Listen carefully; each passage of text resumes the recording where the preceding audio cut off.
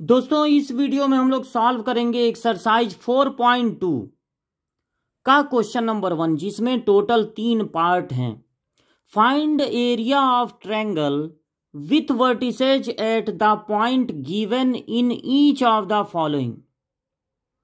ये जो 3 वर्टिसेज आपको दिख रहे हैं ना, उनसे बन रहा है एक ट्रायंगल और उस ट्रायंगल का आपको फाइंड करना है एरिया। आपको ये जानना होगा कि अगर किसी ट्रायंगल के वर्टिसेज हों x1 y1 x2 y2 और x3 y3, तो जो उस ट्रायंगल का एरिया होता है ना, एरिया जिसको कि हम डेल्टा से भी रिप्रेजेंट करते हैं, वो होता है हाफ।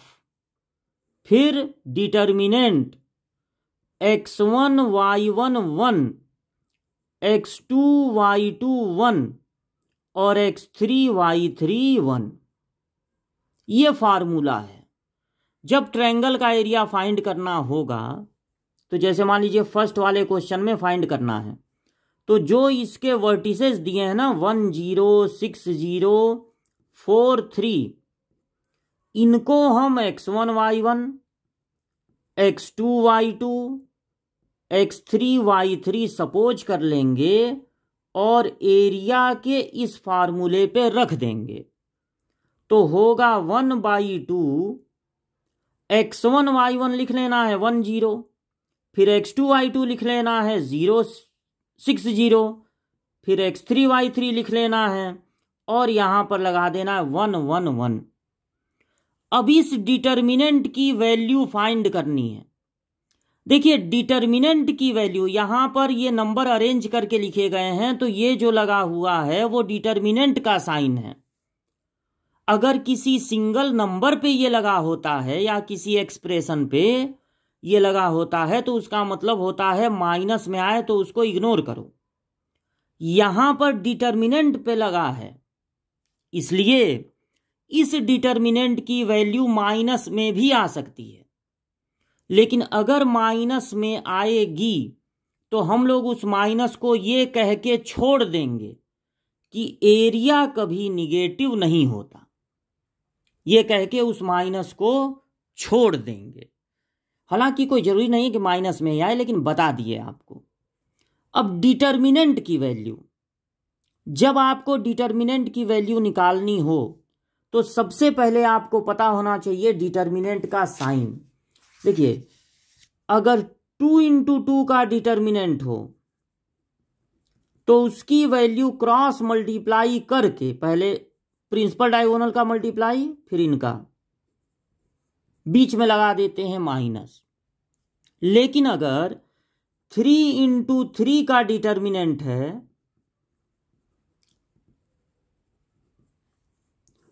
तो उसके पोजीशन की साइन होती है। पहले हमको पोजीशन की साइन जानना पड़ता है। पहला प्लस से शुरू होता है, फिर माइनस से, फिर प्लस से। अब जब साइन समझ गए तो डिटर्मिनेंट की वैल्यू निकालते समय कोई भी एक रो ले लीजिए, या तो R1 या तो R2 या तो R3, या कोई भी एक कॉलम ले लीजिए, या तो C1 या तो C2 या तो C3। जिसमें ज्यादा से ज्यादा जीरो हों उनको लेने पर डिटर्मिनेंट की वैल्यू जल्दी निकल जाएगी। तो हम लोग क्या चूज कर लेते हैं, इस डिटर्मिनेंट की वैल्यू निकालने के लिए हम चूज कर ले रहे हैं C2 को। अब इस C2 का लगाना है साइन। तो देखिए मिडिल वाले का माइनस से स्टार्ट होता है, तो ये होगा, यहीं पे लिख देना आपको एग्जाम में, माइनस प्लस माइनस। अब 2 तो जीरो हैं, 1/2 नोट करके सिर्फ अब इसको नोट करना है -3 को, और उसके बगल में लगा देना है छोटा सा डिटर्मिनेंट। इस 3 का कॉलम छोड़ देना है और रो, ये जो 3 लिखे हैं ना यहाँ पे, ये -3, इसका कॉलम छोड़ देना है और रो। तो क्या बचेगा 1 1 6 1 1 1 6 1। ये 2 × 2 का एक डिटर्मिनेंट होगा जिसकी वैल्यू निकलती है क्रॉस मल्टीप्लाई से। तो पहले प्रिंसिपल डायगोनल का मल्टीप्लाई होता है, 1 1 जा 1, फिर अपने तरफ से माइनस लगा देते हैं, फिर इसका मल्टीप्लाई होगा 6 1 जा 6। अब -5 और -3 का मल्टीप्लाई, ये -5 होगा ना, -5 और -3 का मल्टीप्लाई हो जाएगा +15/2 स्क्वायर यूनिट्स। एरिया है ना, या तो ये सेंटीमीटर स्क्वायर में होगा या मीटर स्क्वायर में होगा या डेसीमीटर स्क्वायर में होगा, तो इसलिए अब पता नहीं किस में है, मीटर में है कि डेसीमीटर में है, तो इसको लिख देंगे स्क्वायर यूनिट्स। यहां पर माइनस में नहीं आया, लेकिन आ सकता था।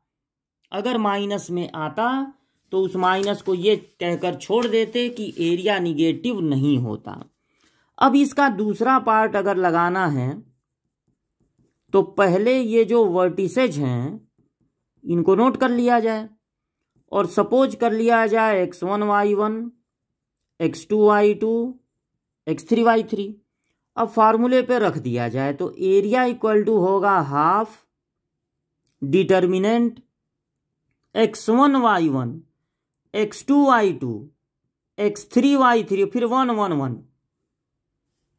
अब कोई भी एक रो पकड़ लीजिए या कोई भी एक कॉलम, मान लीजिए आप ये पकड़ लेते हैं C3, तो इसका साइन होता है प्लस माइनस प्लस। अब चूंकि इसमें 0 नहीं मिला, इसलिए आपको सारे एलिमेंट 1/1 लिखने पड़ेंगे। तो ये 1/2 का मल्टीप्लाई पूरे में है, इसलिए अब यहां पर एक ब्रैकेट लगा लीजिए।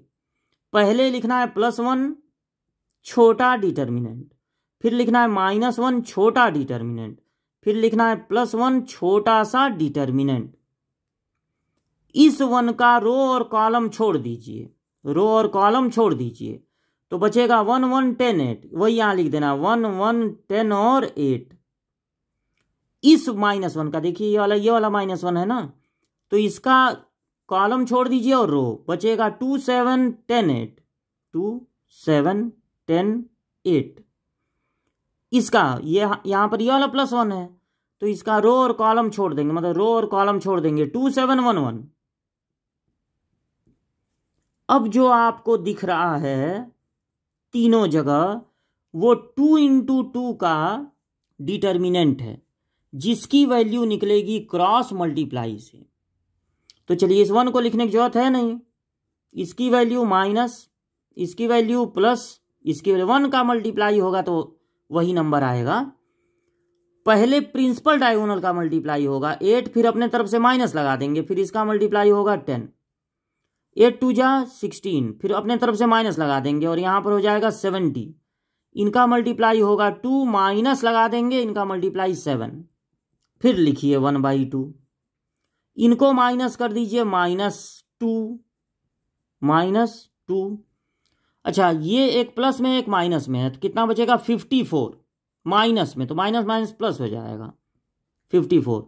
ये कितना बचेगा -5, माइनस और प्लस माइनस, तो ये हो गया -2 और -5 -7 प्लस क्या है 54।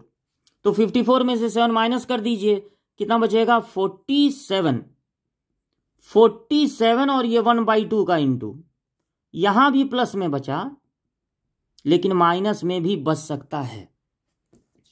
अच्छा, तो ये हो गया 47/2। अब लगाते हैं क्वेश्चन नंबर 3। थर्ड वाले क्वेश्चन में सबसे पहले वर्टिसेज को नोट कर लिया जाए, तो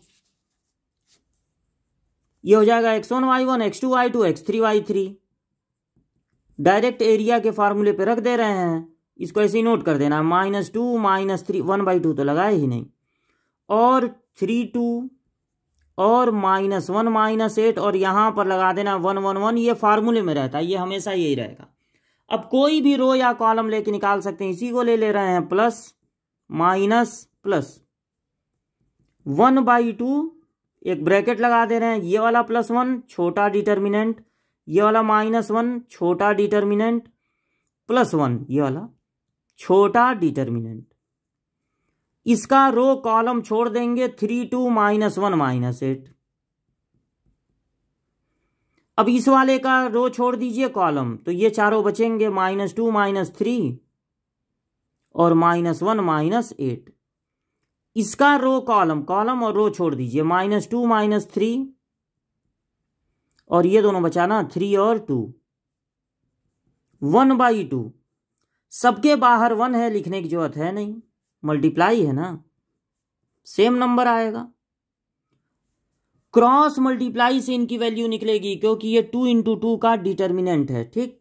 तो इन दोनों का मल्टीप्लाई -24, फिर अपने तरफ से माइनस लगा देंगे, इन दोनों का मल्टीप्लाई -2, माइनस माइनस मिलके हो गया प्लस, इनका मल्टीप्लाई +16, फिर अपने तरफ से माइनस लगा देंगे, इनका मल्टीप्लाई होगा +3, माइनस माइनस है ना, +3, प्लस जब यहां लिखेंगे तो साइन नहीं बदलेगा, इनका मल्टीप्लाई -4, फिर अपने तरफ से माइनस लगा के बैठिए, तब मल्टीप्लाई कीजिए, -9, माइनस माइनस मिलके हो जाएगा प्लस, तो ये हो गया आपका -22 और ये प्लस में आएगा 13, तो बाहर माइनस है, और ये आएगा प्लस में 5, 1/2। अब ये दोनों माइनस में है, -35 और प्लस क्या है 5, ये प्लस माइनस होंगे तो बचेगा -30, तो -30 का आधा -15 = 15 स्क्वायर यूनिट। क्योंकि भले -15 आया लेकिन हम लोग उस माइनस को छोड़ देंगे क्योंकि एरिया कभी निगेटिव नहीं होता। तो ये फर्स्ट क्वेश्चन के तीनों पार्ट का सॉल्यूशन है।